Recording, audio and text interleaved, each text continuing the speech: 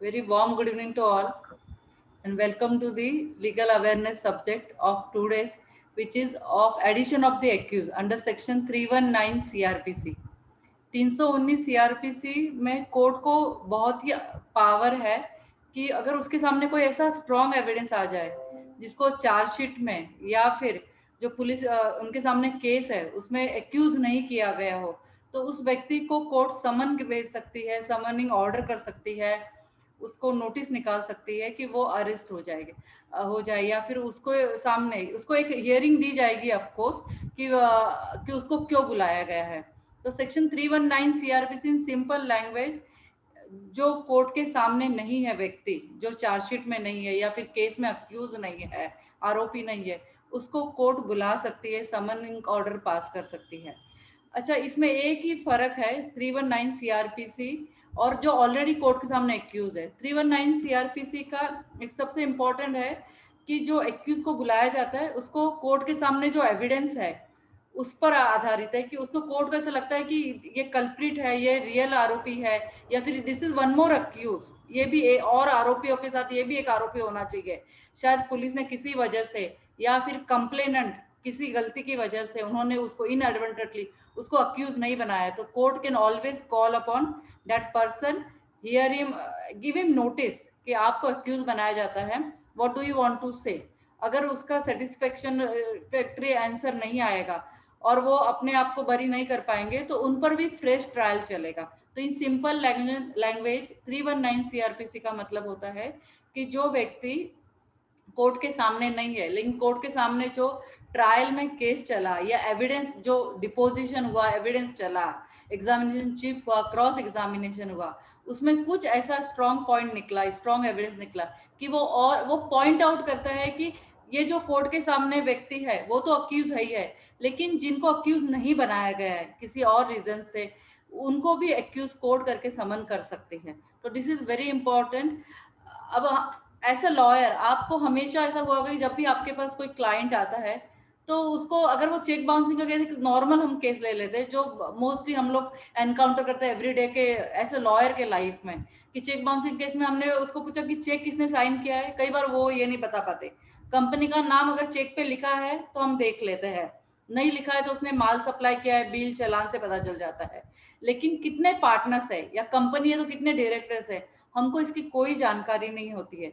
ऐसे समय में कई बार हम लोग गूगल करके या चार्टर्ड अकाउंटेंट की मदद से उस कंपनी के डायरेक्टर्स कौन है, पार्टनरशिप फर्म के अगर रजिस्टर्ड है तो पार्टनर्स कौन है, अनरजिस्टर्ड है तो भी हम लोग गूगल करके, मैं हमेशा ये कोशिश करती हूँ कि जितने उस कंपनी के रिस्पॉन्सिबल ऑफिसर्स है, मतलब इस in the form of directors, if it is a partnership firm in the form of partner, proprietor है तो प्रोपराइटर का प्रॉपर नाम बैंक के रिकॉर्ड से, लेकिन बैंक का रिकॉर्ड से भी कई बार हमको नहीं मिलता है तो सिग्नेचर से पहचानना। कई बार हमारे देश में ऐसा होता है कि वाइफ के नाम पे बिजनेस है और हस्बैंड के अपना वो सिग्नेचर किए जा रहा है या वो प्रोप्राइटरी बिजनेस चला रहा है, उसको ड्यूअल प्रोप्राइटरशिप भी बोलते हैं। तो चेक बाउंस के केसेस में बहुत दिक्कत आती है कि हमें पता ही नहीं होता कि एक्यूज कौन है। तो ऐसे में सेक्शन 319 सीआरपीसी आपको काम आएगा। इसमें एक बहुत ही इंपॉर्टेंट जजमेंट है, दिल्ली हाई कोर्ट का जजमेंट है which has been appealed by supreme court, 2019 का जजमेंट है। आप प्लीज ये जो भी चेक बाउंसिंग का मैटर्स करते हैं उनको जरूर पढ़ना है। M dot tech developers private limited versus state of NCT 2019 का जजमेंट है।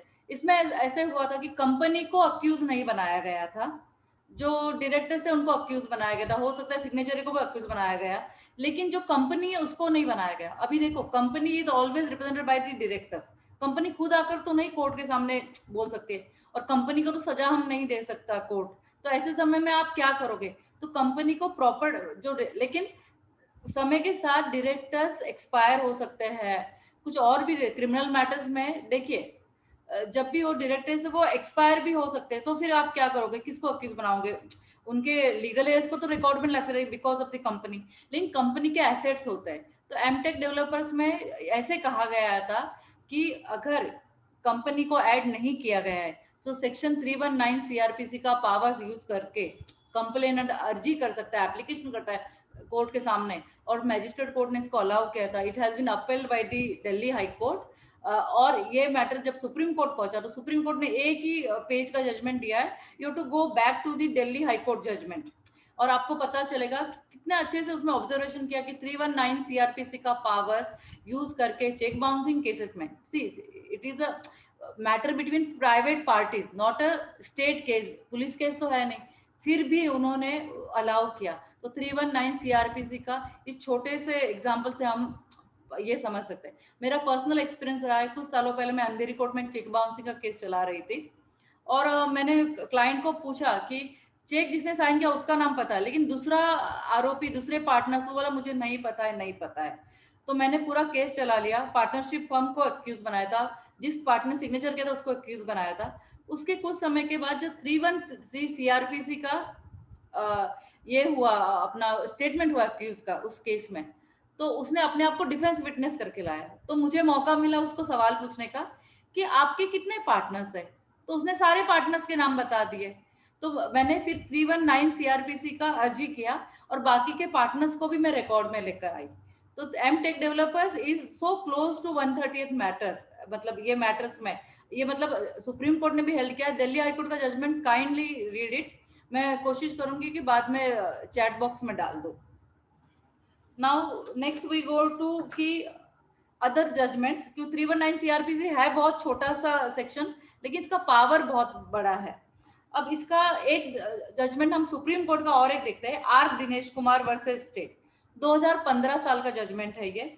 इसमें दो रिक्वायरमेंट्स बोली है, बहुत ही इंपॉर्टेंट ट्विन रिक्वायरमेंट बोली है सुप्रीम कोर्ट ने, कि कब 319 सीआरपीसी अप्लीकेबल हो सकता है किसी भी केस में, वो पुलिस केस भी हो सकता है। वो होता है कि that from the evidence that such a person has committed an offence. Evidence जो कोर्ट के सामने रिपोजिशन जो रिकॉर्ड हुआ है उससे हमें ऐसा पता चले कि वहां पर उस एविडेंस में उस व्यक्ति का नाम आया, या फिर समझे मर्डर का केस है, तो वो जब डिपोजिशन आता है तो वो कहता है कि 4 लोग वहां पर खड़े थे और उन दोनों ने भी मारो मारो बोला, तो उनका नाम भी आ जाएगा क्योंकि उन्होंने अबेटमेंट किया, उन्होंने सपोर्ट किया क्राइम को। नेक्स्ट उसका रिक्वायरमेंट है that such a person could be tried together with the accused already facing trial। Already 2 या 3 एक्यूज फेस कर रहे ट्रायल, तो आप इन दोनों को या सिंगल जो भी व्यक्ति आएगा उसको भी आप ला सकते हैं ऑन रिकॉर्ड। लेकिन एक बात हमेशा ध्यान रखना, जब भी वो नया एक्यूज आएगा तो उसको हियरिंग दी जाएगी कि आपके अगेंस्ट ऐसा ऐसा चार्ज है और ऐसा ऐसा एविडेंस में है, आपको क्या कहना है।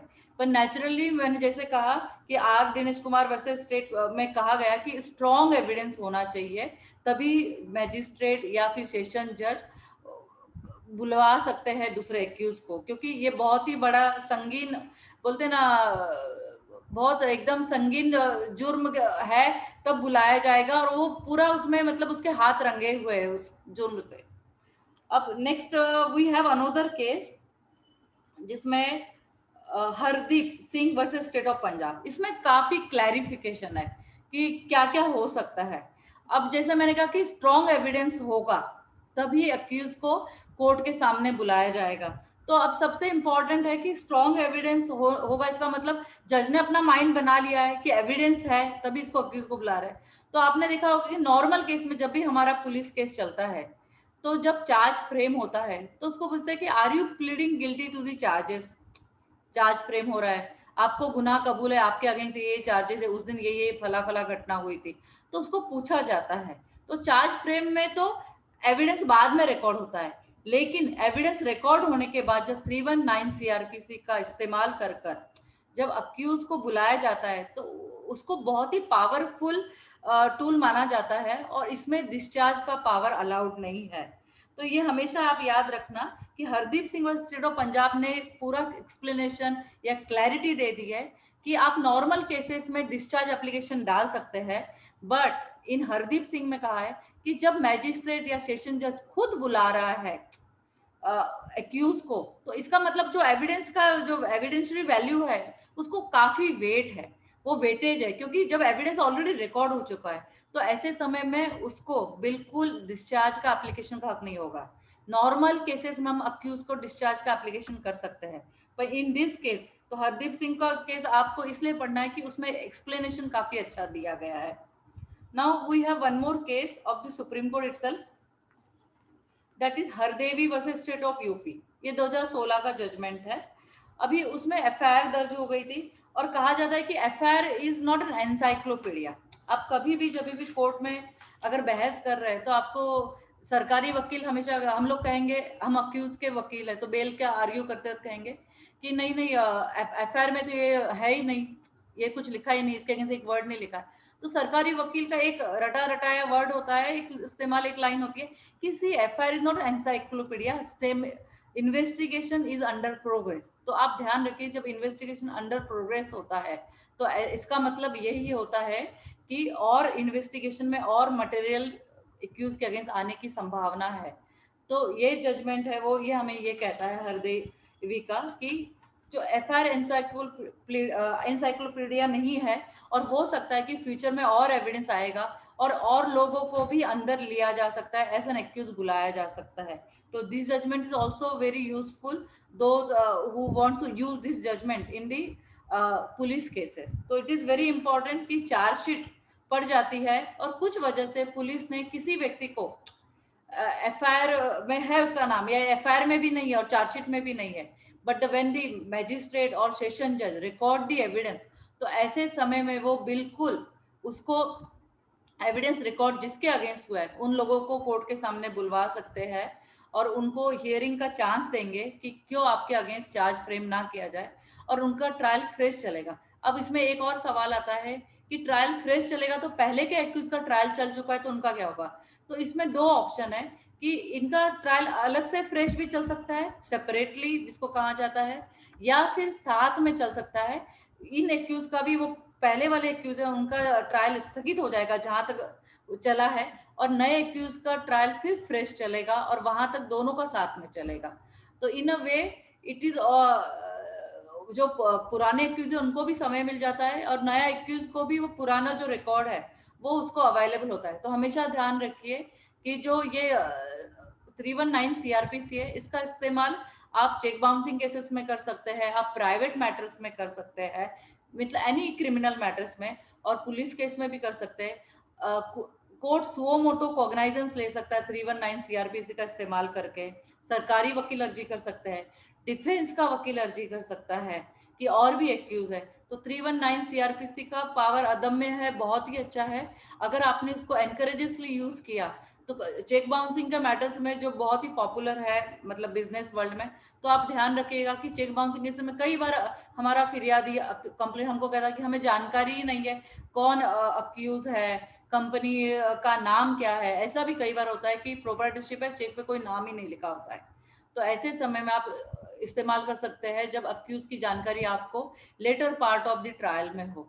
तो this is what about the 319 CrPC. I would like to say those who are into criminal practice की क्रिमिनल प्रोसीजर कोड ये बहुत ही पावरफुल मतलब एक प्रोसीजर कोड, एक लॉ है। अगर आपने इसका इस्तेमाल किया तो आपको यहाँ वहां देखने की कोई जरूरत नहीं है।